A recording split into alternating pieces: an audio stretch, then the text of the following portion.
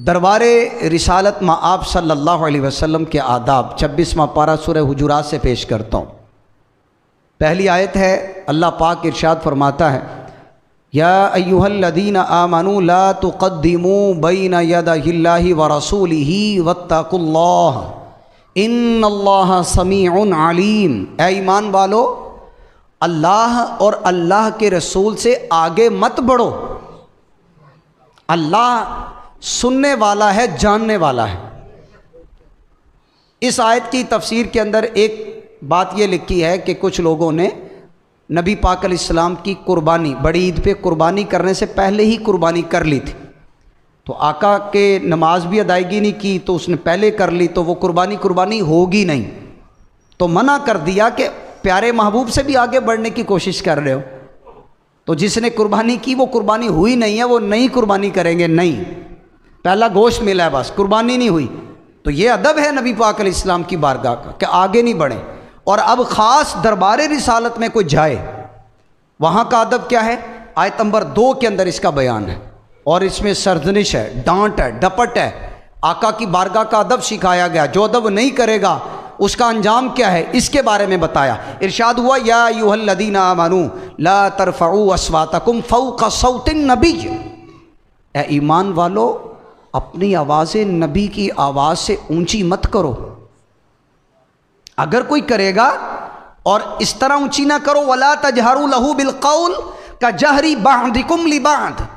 फरमाए, इस तरह अपनी आवाज़ें ऊंची ना करो जिस तरह तुम एक दूसरे के साथ आवाज़ें ऊंची करते हो। वहाँ नहीं जाओ, वहाँ इस हालत में नहीं जाओ कि आवाज़ें तुम्हारी नबी से भी ऊंची चली जाए। अगर ऐसा होगा तो क्या होगा, अगर आवाज़ ऊंची होगी, आका अलैहिस्सलाम का दरबार है, दरबार रिसालत है, आवाज़ें ऊंची हैं, सरकार से भी ऊंची आवाज़ किसी की होगी, तो इसका अंजाम क्या होगा, अन तहबता अमालुकुम व अंतुम ला तशउरून। फरमाया, तुम्हारे अमाल भी बर्बाद हो जाएंगे और तुम्हें पता भी नहीं चलेगा। अमाल बर्बाद, पता भी नहीं चला। यह है करीम आका अलैहिस्सलाम के दरबार का अदब। रब खुद कुरान में सिखा रहा है। और ये नहीं कि सिर्फ ये आयत मुक़द्दसा नबी पाक अलैहिस्सलाम की ज़ाहिरी हयात तय्यबा के साथ ख़ास थी, नहीं, आज भी क़यामत तक जो भी सरकार की बारगाह में जाएगा, इस आयत पे अमल करना फ़र्द है। उसकी आवाज़ दरबार रिसालत में ऊंची आवाज़ नहीं होनी चाहिए। जब ये आयत उतरी थी तो सहाबाए किराम सरगोशियाँ करना शुरू हो गए थे, आहिस्ता आहिस्ता बोलते थे, आहिस्ता। बल्कि एक सहाबी तो घर बैठ गए थे, क्योंकि उनको शिकले समात था, ऊंचा सुनते थे।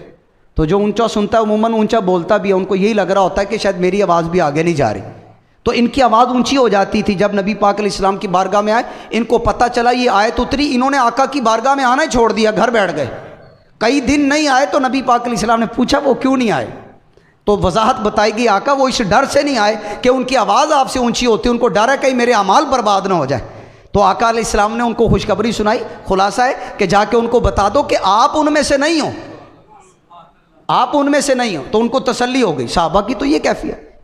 ये आयत मुक़द्दसा, अब फिर अगली आयत मुक़द्दसा आयत नंबर 3 के अंदर उन सहाबा की कैफियत को बयान किया जो आका की बारगाह में आते थे, आवाज़ें नीची कर लेते थे, पस्त आवाज़ें। मसलन सैयदना सिद्दीक़ अकबर रज़ियल्लाहु अन्हु, इनके हक़ में और दीगर सहाबा के हक़ में ये आयत उतरी। वो आयत क्या है, इन्नल्लज़ीना यग़ुद्दूना अस्वातहुम इंदा रसूलिल्लाह। बेशक वो लोग जो अपनी आवाज़ों को आका की बारगाह में आहिस्ता करते हैं, रसूल की बारगाह में पस्त करते हैं, उलाइकल्लज़ीना इम्तहनल्लाहु क़ुलूबहुम लित्तक़वा। अल्लाह ने उनके दिलों को तक़वे और परहेज़गारी के लिए परख लिया है, इनका इम्तिहान ले लिया हुआ है, वो इम्तिहान में पास हो गए हैं। फरमाया, लहुम मग़फ़िरतुम व अजरुन अज़ीम। जिनकी आवाज़ें नीची रहती हैं, इनके लिए मग़फ़िरत और बहुत बड़ा अजर है। ये सहाबा इम्तिहान में पास थे, कुरान उनको गारंटी दे रहा है, पास हो गए इम्तिहान। इनकी आवाज़ ऊंची नहीं होती थी। तो दरबार रिसालत आप सल्लल्लाहु अलैहि वसल्लम का अदब। और फिर कुछ लोग देहात से आए थे, दूर से, जिनको आराबी कहा जाता है। अरब के देहात से जो आते थे उनको आराबी कहा जाता था। कुछ आराबी आए तो हुजरा अक़दस से बाहर से ऊंची ऊंची नबी पाक अलैहिस्सलाम को पुकारना शुरू कर दिया। उनको पता नहीं था इस बारगाह का अदब क्या है।